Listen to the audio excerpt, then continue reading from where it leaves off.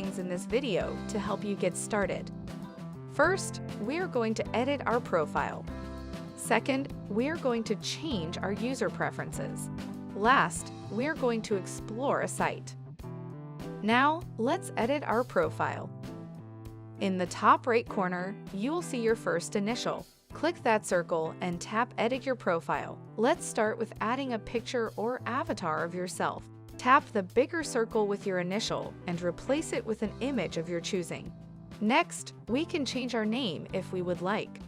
If not, go ahead and add your phone number, job title, and country you're residing in. Now, all of your teammates can find you on Zira. Next, we will adjust our user preferences. Click that circle again and tap Preferences.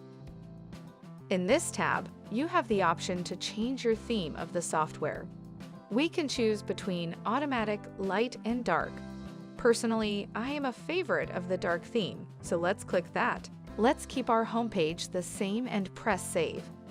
You are now in dark mode. Our last step will be checking out the site you have been invited to. Our sites are the home base for your team and your company. Go ahead and scroll down to Sites on the bottom left and press the search icon. If you have already been invited to a site, it should pop up automatically. If not, search for your site name and click on it. Once you click on the site, you're now able to see all of the latest posts and news about this site. Sites have a lot to offer, such as seeing the latest posts, the task board full of things to do, and much more.